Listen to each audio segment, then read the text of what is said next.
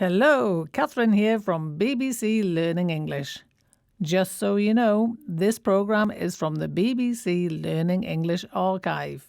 It was originally broadcast in December 2008 on our website. Enjoy! Hello, this is 6 Minute English and I'm Yvonne Archer. And I'm William Kramer. Hello. Thanks for joining me, William. Now today we're going to do a bit of glossing, play in a few inserts and run a few ideas past you. Anything to say, William? Well, why are you using so much jargon, Yvonne? That's because that's the topic of today's programme. So you'd better explain what jargon is for us. OK, well, jargon is a noun that we use for specific groups of words and expressions. They're only used by people in special or technical situations because they are the only people who really understand. So, for example, glossing? Yes, glossing basically means explaining. So, really, the only people who know what glossing means are people like you and me, people who teach English over the radio. So, glossing is an example of jargon. Excellent. Now, before we hear more about jargon, I've got a question for you, William. Are you ready? No, I'm not ready, but I'm feeling brave. That's what I like to hear. Which British Prime Minister became known as Jack the Jargon Killer because he wanted officials to stop using jargon?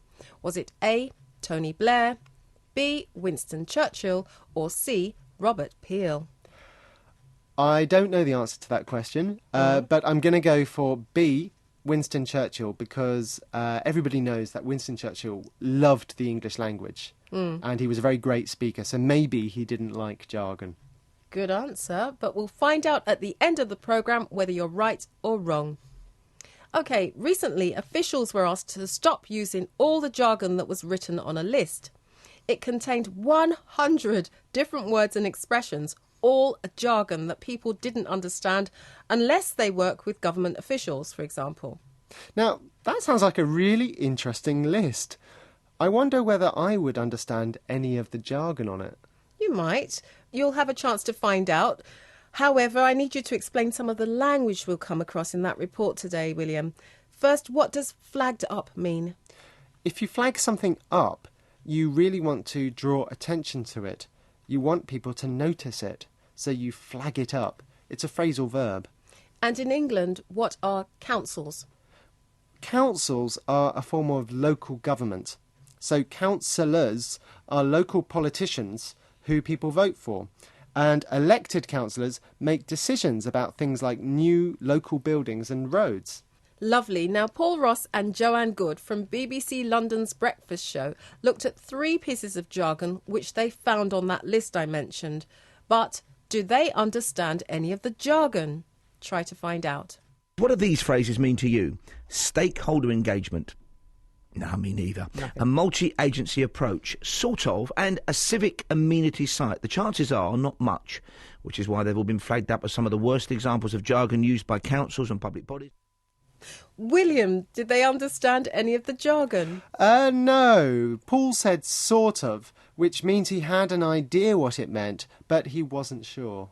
And what about you, William? Do you know what a civic amenity site is, for example?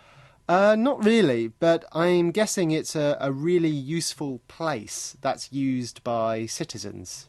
And when you put it like that, it sounds absolutely lovely.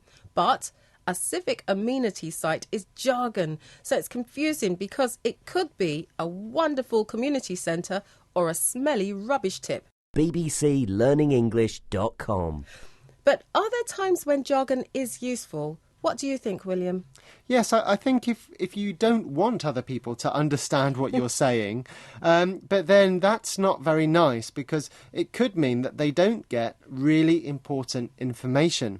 For example, people can't complain about the building of a new civic amenity site if they don't know whether it's a good or a bad thing. True. And that's why I don't like jargon. But does Joanne agree with me? In the end, we embrace it, don't we? I mean, jargon is the vernacular, isn't it? And I love being in the know. I mean, I've been loving this morning's calls because people introduce you into their shorthand for their workplace, and that's all it is. So Joe believes that after a while, most of us embrace jargon. We get used to it, we begin to like it, and we even start using it. But does she actually like it? Yes, she does. She says that she loves jargon because it puts her in the know. She feels part of a special group of people who understand and use it. That's right, and she even calls jargon the vernacular. But what does she mean by that, William? Vernacular. She means it's almost slang, very informal language that's only used by people who do a particular type of work. OK, so now, without using informal language, William, I need the answer to today's question. Which British Prime Minister became known as Jack the Jargon Killer because he tried to stop officials using jargon? I said maybe Winston Churchill. And you were absolutely right. Yay! Yes. He didn't like things like, the receipt of your communication is hereby acknowledged with thanks, which means... Thanks for your letter. No, easier. But that's all we've got time for today. Goodbye. Goodbye. bbclearningenglish.com